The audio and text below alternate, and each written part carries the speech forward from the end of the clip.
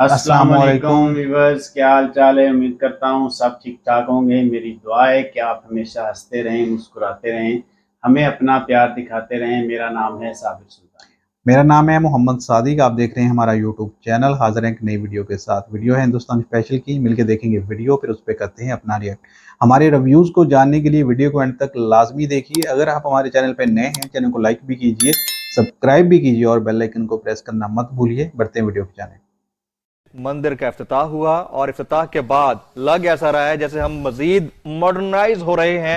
मोदी साहब यूएई में घुस गया, सऊदी अरेबिया में घुस गया, वहाँ से उन्होंने हाईएस्ट अवार्ड ले लिया, नेशनल अवार्ड ले लिया। वहाँ पे वो उनको जब भी आप जाते हैं तो देखने के वहाँ पे उन्होंने अपना सबसे बड़ा मंदिर बना लिया। हिंदुस्तान आगे गया। उन्होंने वो स्पेस जो मुस्लिम ममालिक में किसी वक्त हमारे पास थी वो स्पेस, और हमारा सिक्का चलता था, हमारी बात सुनी जाती थी, आज वो चीज नहीं है। बड़ा इंप्रेस है इस कल्चर से जी। बहुत आसानी से उसको बड़ा, हमारे यहाँ भी बड़ा रंगीन। होली देखो उनकी, दिवाली देखो उनकी, क्या कल्चरल। अहम खबर देंगे आपको। मुल्क में डॉलर की बढ़ते कदर के मनफी असरात। कराची में दवाओं का मसनूई बहरान शिद्दत इख्तियार करने लगा। नॉट जस्ट दैट, आटे की कीमतों के अंदर, चीनी की कीमतों के अंदर भी बेशबहा इजाफा होता हुआ नजर आ रहा है। हिंदुस्तान की ये जो इकोनॉमिक पावर है, हिंदुस्तान का जो एक जो सॉफ्ट जो पावर है वो उसको ग्लॉस ओवर कर देती है। और ये सारी चीजें जो है वो हिंदुस्तान को एक ग्लोबल जो स्टेज है उस पर एक बड़ा प्लेयर बना देती है। तो अब तो ये उम्मा का जो कॉन्सेप्ट है मेरे ख्याल में वो भी काफ़ी हद तक अभी क्वेश्चनेबल हो गया है। आज से 3 या 4 साल पहले या इससे भी शायद ज्यादा दुबई और सऊदी अरेबिया ने सिविल अवार्ड नरेंद्र मोदी जी को दिया। आपने जो भी डिप्लोमेटिक मूव्स थे हिंदुस्तान की मिडिल ईस्ट में, उनको काउंटर ही नहीं किया। जय हिंद दोस्तों, a very warm welcome to Hindustan special channel. Prime minister Modi की खाड़ी देशों में की गई सकारात्मक पहल अब रंग ला रही है, जिसका नतीजा है कि इन मुस्लिम देशों में भी एक के बाद एक भव्य हिंदू मंदिर बनाने की बात सामने आ रही है। यूएई के बाद अब बहरीन मध्य पूर्व का दूसरा देश होगा जहां शाही परिवार की मदद से भव्य हिंदू मंदिर बनने जा रहा है। रिपोर्ट्स के अनुसार बहरीन के क्राउन प्रिंस और प्रधानमंत्री प्रिंस सलमान बिन हामद अल खलीफा ने स्वामी ब्रह्म विहारी दास और स्वामी नारायण संस्था के प्रतिनिधि मंडल से मुलाकात की। इस दौरान बहरीन में बनने वाले भव्य हिंदू मंदिर पर चर्चा हुई।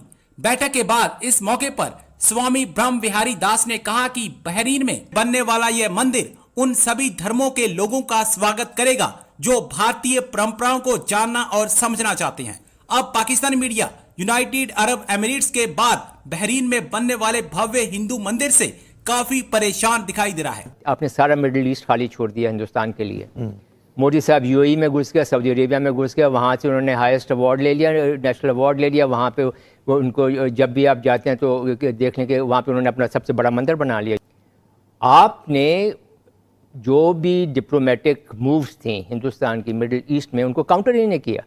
जब आपकी अपनी प्रेजेंस वहाँ पे नहीं है और आपने खुला मैदान एक छोड़ दिया, एक वैक्यूम क्रिएट कर दिया हिंदुस्तान के लिए, तो वो उसका एंड रिज़ल्ट है कि आज जब कश्मीर पे आपको ज़रूरत है उनकी सपोर्ट की, तो आप देख लें किस किस्म की सपोर्ट आपके पास आई है।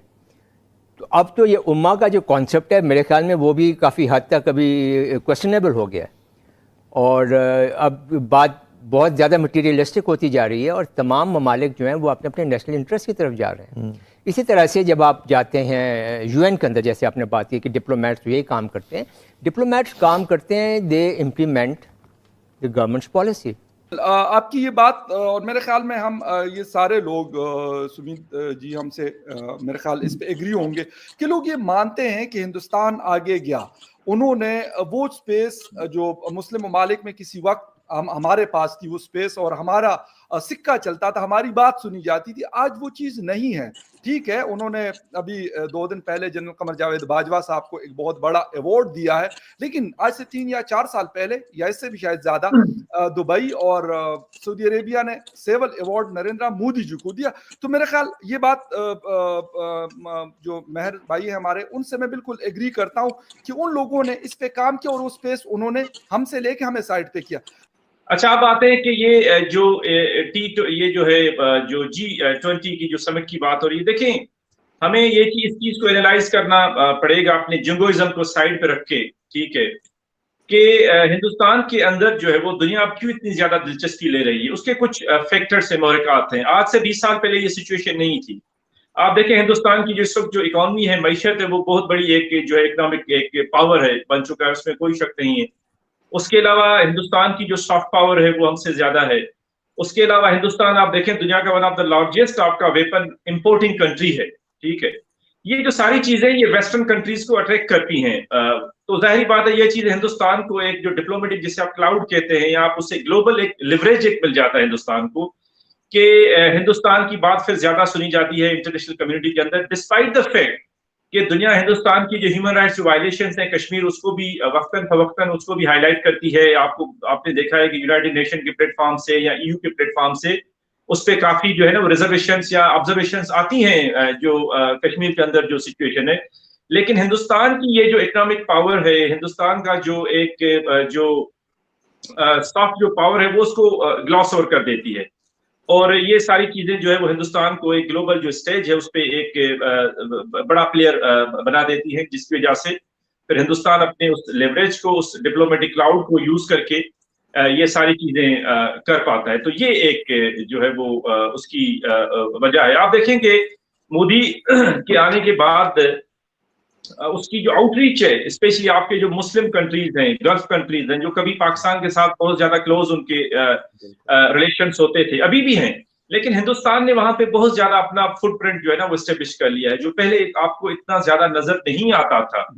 क्यों? क्योंकि अभी आजकल की जो ये जो 21वीं सदी है फकीर, ये जियो इकोनॉमी की सेंचुरी है, 21वीं जो सदी है, इस पे नेशंस एक दूसरे में देख रही है कि इकोनॉमिक इंटरेस्ट क्या है। आप देखें कि सबसे ज्यादा इंडियंस आपके सऊदी अरब में है, जो गल्फ कंट्रीज है वहां पे, दुबई में उनकी ज्यादा इन्वेस्टमेंट है। इंडिया जो है ना सऊदी अरब का एक बहुत बड़ा क्लाइंट है जो है वो एनर्जी का, तो जाहिर बात है उनको वो अच्छे लगेंगे। तो ये एक बहुत बड़ा फैक्टर है जियो इकोनॉमी का, और उस जियो इकोनॉमी का जो कॉन्टेक्स्ट है उसमें हिंदुस्तान ज्यादा फिट आता है कंपेयर टू पाकिस्तान। यही हिंदुस्तान था 20-30 साल पहले, उसको कहा जाता था हिंदू रेट ऑफ ग्रोथ। इतनी ज्यादा हिंदुस्तान की जो इकोनॉमिक जो ग्रोथ थी वो बहुत ज्यादा स्लो होती थी एशिया के अंदर या साउथ एशिया के अंदर, लेकिन अनफॉर्चुनेटली हम पीछे होते गए। सुमित जी, एक तो ये बात करेंगे कि अभी जो G7 समिट हुआ वहां पे $600 बिलियन के हवाले से एक फंड बनाया जा रहा है, और ये कह रहे हैं कि ये जो जिस तरह का बेल्ट एंड रोड इनिशिएटिव है चाइना का, उसको काउंटर करने के लिए ये सारा कुछ किया जा रहा है। पहले मतलब अगर हम लास्ट 6 मंथ के मुख्तलिफ किस्म की समिट्स की बात कर लें, वहां पे जहाँ पे अमेरिका भी था तकरीबन मोस्ट ऑफ द टाइम, और हिंदुस्तान भी होता है, तो वहां पे एक पॉइंट बड़ा कॉमन है कि चाइना को एक्सक्लूड करने के लिए कोई बात होती है, वो क्वाड समिट हो, वो कोई मतलब और ऐसी बातचीत हो, ये चीज लाजमी होती है। यहाँ पे भी ये वाली बात हमें नजर आ रही है कि $600 अरब को इसीलिए इकट्ठा फंड बनाया जा रहा है कि चाइना को साइड पे किया जाए और जहां जहां पे वो अपना मतलब इन्फ्लुएंस चाहता है उसको कम किया जा सके।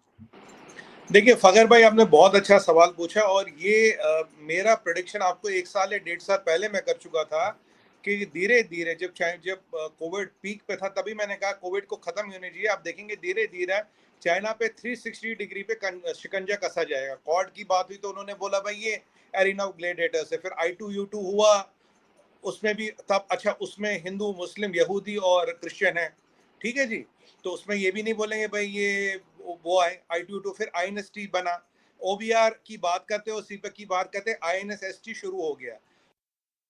जी तो व्यूवर्स, वीडियो हमने देखा, वीडियो था बहरीन के अंदर एक मंदिर बनने जा रहा है हिंदू, और उस पर पाकिस्तानी मीडिया चर्चा कर रहा है, और दूसरी तरफ हमने तमाम खलीजी ममालिक से पाकिस्तान ने अपने तल्लुकात अपने आप को पीछे कर लिया है, जो कि एक टाइम पे हमारी जगह होती थी, आज वहाँ पर भी हिंदुस्तान का कब्जा हो चुका है। और पाकिस्तानी मीडिया परेशान है इस बारे में, और परेशानी उनकी बनती भी है। तो हिंदू जो मंदिर बन रहा है उसकी तो उस तरह से आलोचना नहीं करनी चाहिए, क्योंकि हर किसी मज़हब का हक है कि वो अपनी इबादत के लिए कहीं भी एक जगह मुकर्रर करे। और अगर हिंदू धर्म, क्योंकि बहरीन और हर UAE हर जगह में हिंदू धर्म के लोग होते हैं, तो उनको भी अपने लिए एक मंदिर चाहिए होता है। जिस तरह से मुस्लिम होते हैं दूसरे कंट्रीज़ में, उनके लिए मसाजिद तामीर की जाती हैं। तो इसके लिए बात करना ये मैं मुनासिब नहीं समझता कि ये इस पे बात होनी चाहिए। दूसरा, जो खलीजी ममालिक से हमने अपने आप को पीछे बैकफुट पे किया है, उसकी वजह ये है कि हर किसी को अपने जो नेशनल उनका होता है कि हमारे कौमी मुफाद में क्या है, तो उसके हिसाब से वो तल्लुकात बनाए जाते हैं। तो पाकिस्तान को से आज के दिन के लिए उनको क्या चाहिए, पाकिस्तान के पास है क्या जो पाकिस्तान उनको दे सकता है, सिवाय इसके कि कुछ सालों बाद आप उनके दर पे जाएं, उनसे कुछ ना कुछ डिमांड करें कि हमें कर्जा दे दें, हम यहाँ फंसे हुए हैं, हमें कर्जा दे दें, यहाँ हम फंसे हुए हैं। सिवाय इस चीज़ के पाकिस्तान को अब वो किस नज़र से देखें कि अगर हम वो पाकिस्तान की तरफ बढ़ते हैं तो पाकिस्तान दूसरे ही दिन वहाँ पे पहुंचा होता है कोई नई डिमांड लेकर कि हमें ये इस चीज़ के लिए कर्जा चाहिए, हम यहाँ फंस गए हैं, हमें इस चीज़ के लिए कब तक वो इस तरह से मामला चलते हैं। तो यही वजह है कि उनका जो नज़र है वो पाकिस्तान के हट के भारत की तरफ है, और भारत से उनकी जब एक ट्रेड हो रही है और दोनों ममालिक में जब ट्रेड होती है तो जाहिर है एक ज़रिया मुबादला का ज़रिया बनता है, लोगों में खुशहाली आती है। तो यही वजह है कि उनके जो नज़रें हैं वो भारत पे हैं और भारत की नज़रें वहाँ पे हैं, और पाकिस्तान बहुत पीछे है इस सारे मामलात में। पाकिस्तान अगर अपनी दोबारा जगह बनाना भी चाहे तो उसको बहुत सारा टाइम चाहिए। बिल्कुल जी, देखें कि मंदिर के ऊपर जो है ना, ये जो मजहबी इंतहा पसंद होते हैं वो हमेशा ऐसे वावेला करते रहते हैं। मुसलमानों में भी होते हैं, वो सारे मज़ाहिब में होते हैं। तो ये देखें जहाँ पे भी जो लोग रह रहे हैं उनको उनकी इबादत करने का पूरा हक है, वो वहाँ पे इबादत तो करते ही होंगे ना। जो हिंदू वहाँ पे रहते हैं, आप देखें बहुत ज़्यादा पाकिस्तानी से ज़्यादा जो है ना वो हिंदुस्तानी जो है ना वहाँ पे काम करते हैं। और जैसे पाकिस्तान में हमारे ऑफिस पाकिस्तानी जो है ना वो हमारे मुल्क से ज़्यादा हमें जीडीपी में अपना हिस्सा डालते हैं। इसी तरह जो ओवरसीज़ हिंदुस्तानी हैं वो भी अपना हिस्सा अपनी इकॉनमी में डालते हैं। तो बिल्कुल जो उनको भी वहाँ पे इबादत करने का हक है, इसके ऊपर ये सियासी बयानात नहीं करने चाहिए, उनका भी हक पूरा बनता है। और दूसरे नंबर पे कि हम से जो खलीजी ममालिक को दूर हुए और इंडिया ने वहाँ पे अपना जो है जगह बना ली, तो जी देखिए कि अगर कोई भी बंदा हम हैं तो क्या हम किसी चोर से, किसी बेईमान बंदे से या गद्दार से या किसी भी ऐसे बंदे से, करप्ट बंदे से क्या हम अपने ताल्लुकात रखेंगे? कभी भी नहीं रखेंगे। जो मुफाद परस्त होगा हम एक दफ़ा उसे देखेंगे, दूसरी दफ़ा देखेंगे, तीसरी दफ़ा हम उसको मुँह नहीं लगाएंगे, तो फिर क्यों हमें कोई मुँह लगाएगा? हमने देखे, हमने दर दर की धूप पे गए, हमें किसी ने घास भी नहीं डाली। हम यूएई के पास भी गए, हम रास्ते में वहाँ से आते हुए अमेरिका गए, अमेरिका से आते हुए पता नहीं कहाँ पे गए, और फिर चाइना ने तो हमें कहा कि भाई गुड बाय टाटा, और फिर ये हमारे जो है ना वो करता धरता गए, तो फिर उन्होंने हमें वो थोड़ा सा जो है ना $2-2.5 अरब जो है ना वो दे दिया।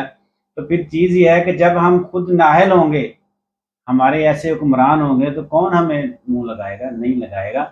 हमेशा काबिल लोगों की दुनिया कदर करती है, जो काबिल होगा, पाकिस्तानी हो या हिंदुस्तानी हो, जो भी काबिल होगा लोग उसकी कदर करते हैं, लोग उससे ताल्लुकात बनाना चाहते हैं कि देखें ये बिल्कुल काबिल है, अगर ये हम इसके साथ बैठेंगे तो हमारे अंदर भी काबिलियत आ जाएगी। लेकिन अगर कोई नाअहल होगा, जो हमेशा जिसकी सारी उम्र जो है ना वो नाअहली के ऊपर गुजरी हो और वो करप्ट हो, उसके ख़ानदान के अंदर सारे के सारे जो उसके चर्चे पूरी दुनिया के अंदर हों, वो टीटी में मास्टर हो, तो वो कौन लोग होंगे जो हुक्मरान होंगे जो उनसे ताल्लुकात बनाएंगे? तो जिन्होंने ताल्लुकात बनाए हुए थे वो भी पछता रहे हैं। तो हम तो जो है खारजा पॉलिसी के ऊपर बहुत ज़्यादा पीछे चले गए हैं, और वो भी सिर्फ इन 3 माह के अंदर। ठीक है, ऐसा पता नहीं क्या वो इन्होंने कर दिया कि ये करने ये आए थे कि पाकिस्तान वैसे तो तनहा नहीं हो सकता, हमने बड़ी कोशिश की थी। 3 सालों में जो है ना वो फिर पाकिस्तान ने अपना मौक़िफ़ पूरी दुनिया के अंदर दिया, लेकिन फिर ये इन 3 माह के अंदर इन्होंने पूरी दुनिया से हमें कट कर दिया, और आज हम तनहा खड़े हैं, और वो भी हमारे नाअहल हुक्मरानों की वजह से। लेकिन जिस दिन हमें कोई एक अच्छा लीडर मिल जाएगा, जो आ जाएगा, जो सिर्फ पाकिस्तान के लिए सोचेगा, अपने आप के लिए नहीं सोचेगा, तो फिर से ये हम अपना मौक़िफ़ दुनिया में लेकर जाएंगे, तो दुनिया फिर उसको एक्सेप्ट करेगी, तब करेगी जब हम अपने आप को उसके काबिल करेंगे। जी बिल्कुल, आखिरी बात सही की कि जब हम इस काबिल होंगे तो दुनिया भी हमारा मौक़िफ़ एक्सेप्ट कर लेगी, तब तक हमें टाटा बाय बाय ही है। तो आज के लिए हम भी आपको करते हैं टाटा बाय। वीडियो अच्छी लगे लाइक करें, शेयर करें और कमेंट सेक्शन में अपना राय का इज़हार लाजमी करें। वीडियो को अंत तक देखने का शुक्रिया। अल्लाह हाफ़िज़।